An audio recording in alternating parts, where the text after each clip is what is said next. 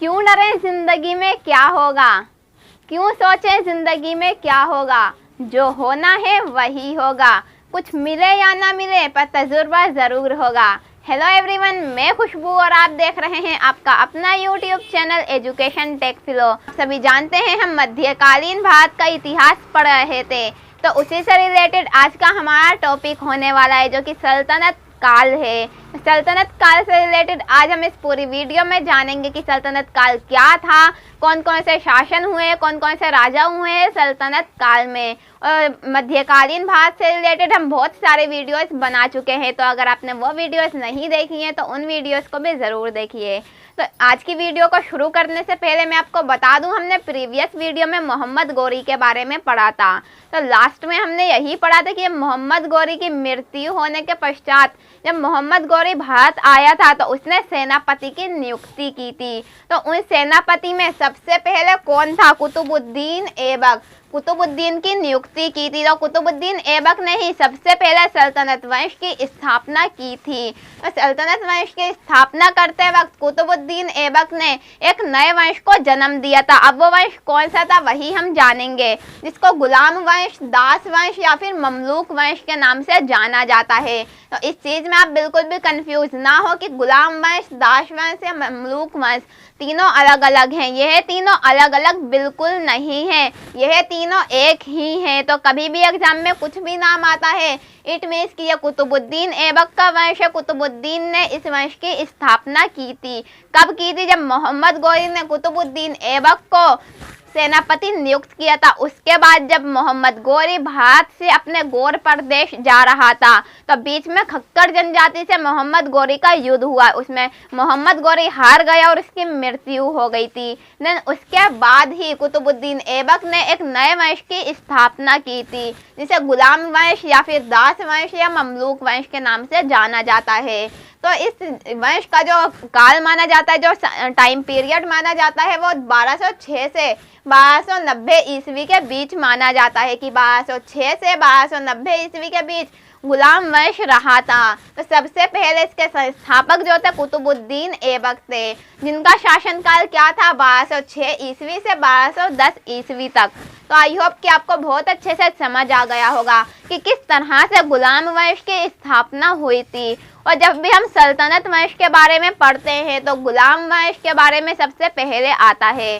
Then उसके बाद आराम शाह कुतुबुद्दीन के बाद दूसरे शासक हुए हैं, जिनका टाइम पीरियड 1210 ईस्वी था। 1210 ईस्वी में ही ये शासक बने थे, बट 1210 ईस्वी में ही इनका शासन समाप्त हो गया था। इनको हटा दिया था किसने? इल्तुतमिश ने। देन उसके बाद इल्तुतमिश का शासनकाल आया और ऐसा कहा जाता है कि इल्तुतमिश ही सबसे योग्य शासक हुए हैं।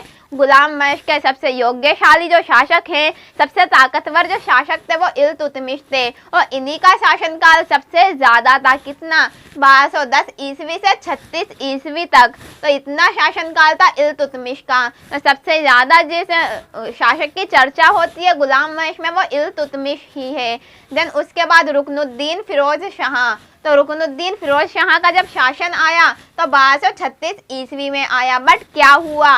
रुकनुद्दीन फिरोज शाह को भी 1236 ईस्वी में ही हटा दिया। किसने? रज़िया सुल्तान ने। अब रज़िया सुल्तान के बारे में मेरे को आपको कुछ भी बताने की ज़रूरत नहीं है, क्योंकि आप सभी जानते हैं जब पहली महिला सुल्तान बनी थी वही रज़िया सुल्तान थी। रज़िया सुल्तान का नाम इतिहास के पन्नों में दर्ज है इतनी अच्छी तरह से कि हम उनके बारे में बहुत अच्छे से जानते हैं। रज़िया सुल्तान के ऊपर टीवी में सीरियल भी बनाए गए थे, आपने देखे होंगे, नहीं देखे तो कोई बात नहीं। बट रज़िया सुल्तान एक ऐसी महिला थी जो प्रथम महिला सुल्तान बनी थी और उनका शासनकाल 1236 ईस्वी से 40 ईस्वी तक हुआ था। 1236 से 1240 ईस्वी तक। तो ये आप बहुत अच्छे से ध्यान रखिएगा कि कभी भी आपके एग्जाम में क्वेश्चन पूछा जाता है कि प्रथम महिला सुल्तान किस वर्ष की थी और कब बनी थी, तो प्रथम महिला सुल्तान गुलाम वंश की थी, जो कि सल्तनत काल के टाइम पे बनी थी। और कब बनी थी? 1236 ईस्वी से 1240 ईस्वी के बीच में। तो आई होप कि आपको कोई भी कंफ्यूजन नहीं रही होगी रज़िया सुल्तान के रज़िया सुल्तान के बारे में। देन उसके बाद कुछ और छोटे छोटे शासक हुए हैं जिनके बारे में इतना डिटेल से कुछ भी नहीं दिया गया। तो एक बार बस हम उनके नाम जान लेते हैं, जैसे कि वारम शाह, अलाउद्दीन मसूर, नसीरुद्दीन महमूद। अब इनका टाइम पीरियड माना जाता है कि इन तीनों जो शासकों का टाइम पीरियड है 1240 से 1266 ईस्वी के बीच है। तो इस टाइम पीरियड में इन तीनों शासकों ने राज किया है। देन उसके बाद गियासुद्दीन बलबन एक नए शासक आए हैं जो कि 1266 से 1287 ईस्वी के बीच आए हैं। देन उसके बाद कैफूबाद भी एक शासक हुए हैं जो कि गियासुद्दीन बलबन के बाद आए थे। उनका शासनकाल 1287 ईस्वी से 90 ईस्वी के बीच में रहा है। सिर्फ 3 साल इन्होंने शासन किया है। देन उसके बाद गुलाम वंश के अंतिम शासक जो हैं वो है क्यूमर्स। तो अंतिम शासक के बारे में कभी भी पूछा जाता है तो क्यूमर्स नाम था उनका। आप बहुत अच्छे से याद रखिए, नाम थोड़ा हार्ड है बट कोई बात नहीं, याद करेंगे तो हो जाएगा। तो इनका शासनकाल जो था 1290 था। देन क्या हुआ, जब कैफूबाद अपने शासन पे थे उसके बाद जब 1290 में इनके डेथ हो जाती है तो क्यूमर्स जो है शासन पर बैठते हैं, इस गद्दी पर बैठते हैं। तो क्या होता है, अब हमारा खिलजी वंश स्टार्ट होता है। तो जलालुद्दीन फिरोज खिलजी जो थे उन्होंने क्यूमर्स की हत्या कर दी। अब क्यूमर्स की हत्या करने के बाद ही 1290 ईस्वी में इन्होंने अपना शासन स्टार्ट कर दिया। तो तभी से हमारा खिलजी वंश स्टार्ट होता है। तो आई होप कि आपको समझ आया होगा कि खिलजी वंश किस तरह से स्टार्ट हुआ और गुलाम वंश किस तरह से खत्म होता है, गुलाम वंश का अंत किस तरह से हुआ था। गुलाम वंश के अंतिम शासक क्यूमर्स को जलालुद्दीन फिरोज खिलजी ने हत्या कर दी थी। देन उसके बाद उन्होंने खिलजी वंश की स्थापना की थी। देन खिलजी वंश का जो शासनकाल और टाइम पीरियड माना जाता है वो 1290 ईस्वी से 1320 ईस्वी के बीच माना जाता है। तो आप बिल्कुल भी कंफ्यूज ना हो, सभी के टाइम पीरियड्स हमें याद करने बहुत ज़रूरी हैं। इसलिए मैं आपको टाइम पीरियड बहुत ज़्यादा डिटेल में बता रही हूँ क्योंकि ये आप अक्सर आपके एग्जाम में पूछे जाते हैं। देन जलालुद्दीन फिरोज खिलजी जो थे उनका शासनकाल 1290 से 1296 ईस्वी के बीच रहा। लगभग 6 वर्ष तक इन्होंने शासन किया। देन उसके बाद अलाउद्दीन खिलजी का शासन आया। अब अलाउद्दीन खिलजी के बारे में भी मुझे आपको कुछ बताने की ज़रूरत नहीं है क्योंकि अलाउद्दीन खिलजी का नाम आपने बहुत सुना होगा। जैसे कि हमारी पद्मावती मूवी आई थी तो उसमें भी अलाउद्दीन खिलजी को मेन रोल में रखा गया था। तो आई होप कि आपको बहुत अच्छे से पता होगा। तो अलाउद्दीन खिलजी जो थे उनका शासनकाल 1296 से 1316 ईस्वी के बीच रहा। जो सबसे ज़्यादा शासनकाल है, सबसे ज़्यादा शासन किया है वो अलाउद्दीन खिलजी ने ही किया है। तो सबसे योग्य शासक माने गए हैं खिलजी वंश के अलाउद्दीन खिलजी। तो योग्य शासकों को आपको याद करना बहुत ज़रूरी है। जैसे कि गुलाम वंश में इल्तुतमिश को सबसे योग्य शासक माना गया था, उसी तरह से अलाउद्दीन खिलजी को खिलजी वंश में सबसे ज़्यादा योग्य शासक माना गया था।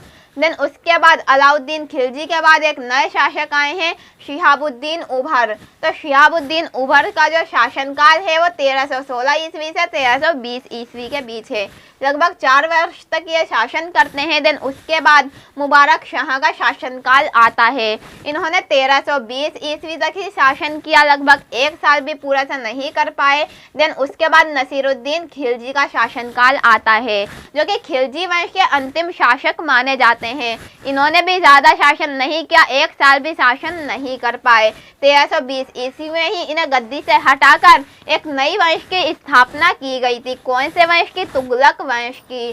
तो गियासुद्दीन तुगलक जो थे इन्होंने नसीरुद्दीन खिलजी की हत्या कर दी थी। देन उसके बाद अपने नए वंश की स्थापना की जिसे तुगलक वंश के नाम से जाना जाता है। तो तुगलक वंश के जो संस्थापक माने गए हैं वो गियासुद्दीन तुगलक ही हैं और इनका शासनकाल 1320 ईस्वी से 1325 ईस्वी के बीच माना जाता है। लगभग 5 वर्ष तक इन्होंने शासन किया था। देन उसके बाद मोहम्मद बिन तुगलक का शासनकाल आता है। अब मोहम्मद बिन तुगलक जो है तुगलक वंश का सबसे योग्य शासक हैं। तो मैं आपको योग्य शासक के बारे में भी बताती चल रही हूँ क्योंकि ये बहुत इम्पोर्टेंट है। तो मोहम्मद बिन तुगलक वंश के बहुत इम्पोर्टेंट शासक हैं जिनका सबसे ज़्यादा टाइम पीरियड रहा है शासनकाल का। 1325 ईस्वी से 1351 ईस्वी के बीच लगभग 26 साल तक इन्होंने शासन किया था। देन उसके बाद फिरोज शाह तुगलक का टाइम पीरियड आया और इन्होंने 1351 से 1388 ईस्वी तक शासन किया। और उसके बाद कुछ और शासक आए हैं, उनके बारे में इतिहास में इतना ज़्यादा नहीं लिखा, उन्हें इम्पोर्टेंट नहीं माना गया, इसलिए हम उनके बारे में नहीं पढ़ रहे हैं। देन उसके बाद हम लास्ट यानी कि अंतिम शासक के बारे में जानेंगे कि अंतिम शासक कौन थे तुगलक वंश के। तो तुगलक वंश के अंतिम शासक नसीरुद्दीन महमूद तुगलक थे, जिन्हें अंतिम शासक कहा गया है। तो इनका जो टाइम पीरियड है वो क्या था, 1414 ईस्वी तक। तो 1414 ईस्वी तक इन्होंने अपना शासन किया था। देन उसके बाद वही हुआ जो सभी के साथ हुआ, एक नया व्यक्ति आया जैसे खिज़र खान। तो खिज़र खान जो थे उन्होंने नसीरुद्दीन महमूद तुगलक की हत्या कर दी और एक नए वंश की स्थापना की। उस नए वंश को सैयद वंश के नाम से जाना गया। तो सैयद वंश की स्थापना किसने की थी, खिज़र खान ने की थी। कब की थी, 1414 ईस्वी से 1421 ईस्वी के बीच। और जो सैयद वंश का पूरा शासनकाल माना जाता है वो 1414 से 1451 ईस्वी के बीच माना जाता है। ये बहुत बड़ा टाइम पीरियड नहीं है, सैयद वंश ज़्यादा टाइम तक नहीं फल फूल पाया था। देन उसके बाद जब खिज़र खां का शासन था उसके बाद मुबारक शाह का शासन आया। उन्होंने 1421 से 1434 ईस्वी तक शासन किया।